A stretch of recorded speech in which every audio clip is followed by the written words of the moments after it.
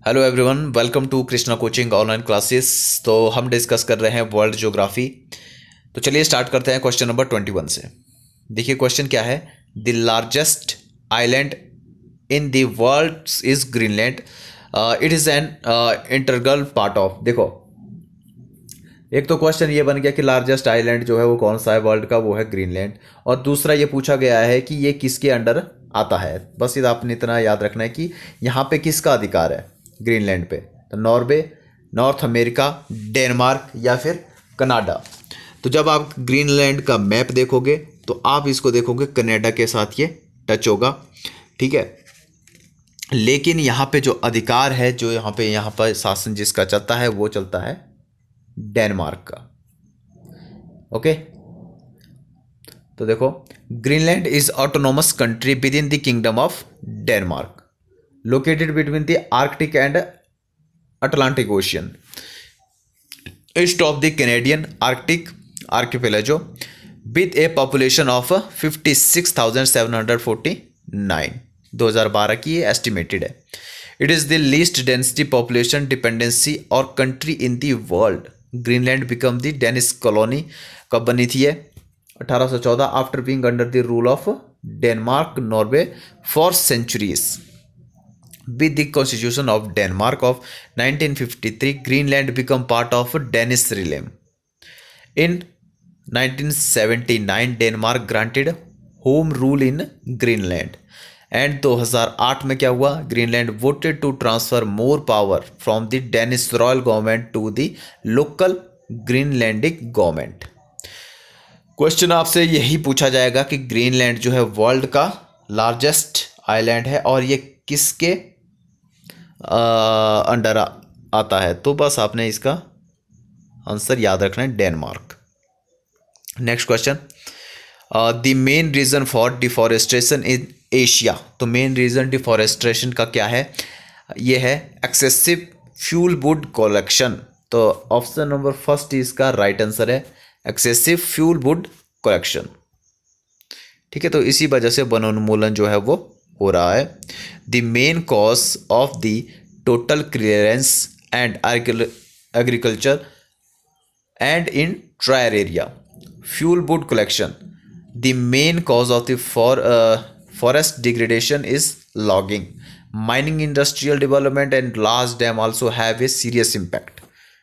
ठीक है, तो ये भी इनका भी बहुत ज़्यादा इम्पैक्ट जो है हमारे फॉरेस्ट पे पड़ता है। Tourism is becoming a larger threat for the forest. ठीक है, तो इस टाइप के जो स्टेटमेंट है ये सारी आप ऐसे में बिल्कुल अच्छे तरीके से इनको यूज़ कर सकते हो।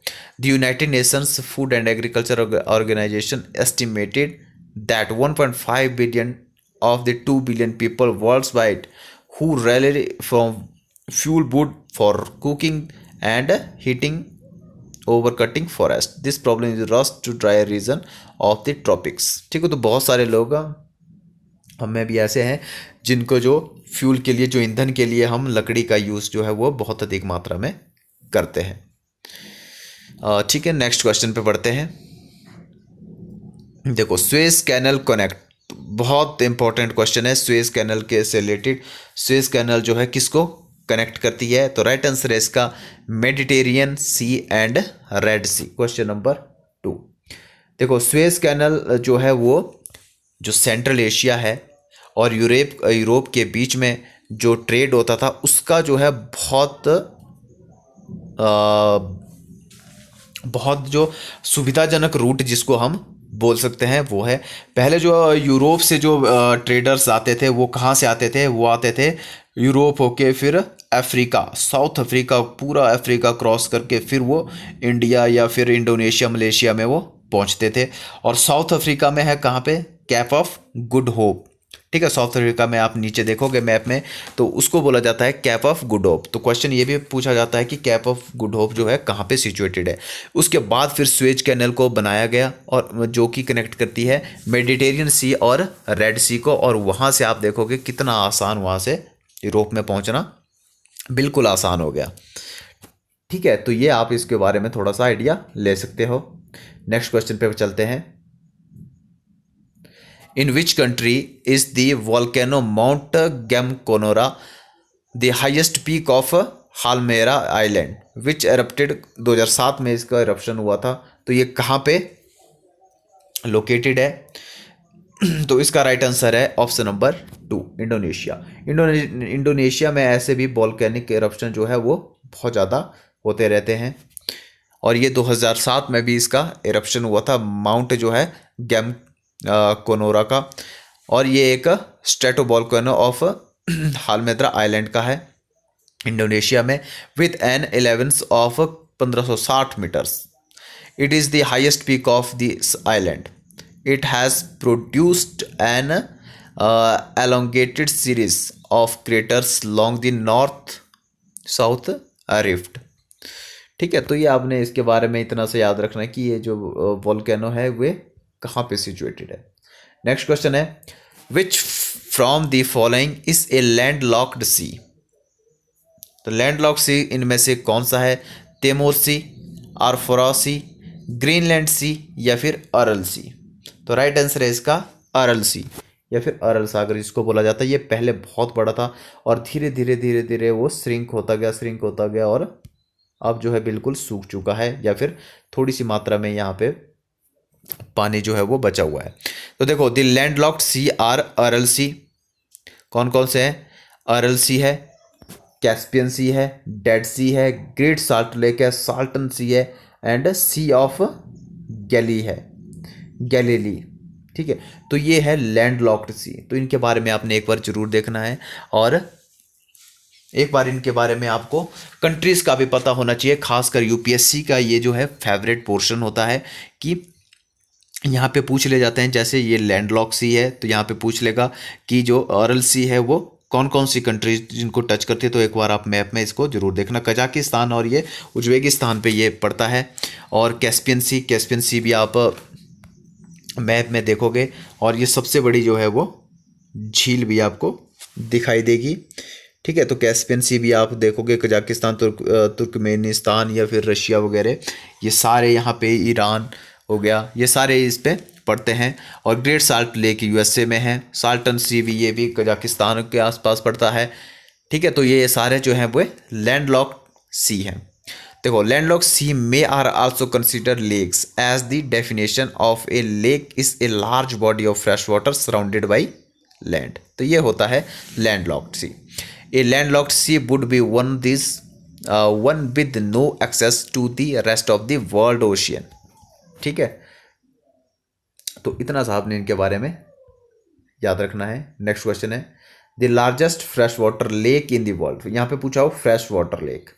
ठीक है, तो कौन सी है fresh water lake? Lake Victoria, Michigan या फिर वालखाश या फिर सुपीरियर? तो राइट आंसर है इसका लेक सुपीरियर, जो कहाँ पे है? यूएसए में है। और ये लार्जेस्ट फ्रेश वाटर की लेक है। अगर पूछा जाए कि लार्जेस्ट लेक कौन है वर्ल्ड में, तो वो है कैस्पियन सागर, कैस्पियन सी। ठीक है, लेकिन वो एक खारे पानी की झील है। लेक विक्टोरिया ये कहाँ पे है? ये अफ्रीका में है। और मिशिगन जो है वो यूएसए में है। और वालखाश जो लेक है वो कजाकिस्तान में है। Okay, the Caspian sea is a generally regarded as the world largest lake. Okay, but यहाँ पे पूछा गया है कि कौन सी जो है वो फ्रेश वाटर की लेक है। तो लेक सुपीरियर जो है वो फ्रेश वाटर की लेक है। और इंडिया में जो है वो फ्रेश वाटर की लेक कौन सी है? वो है बुल्डर लेक। कहाँ पे है? J&K में।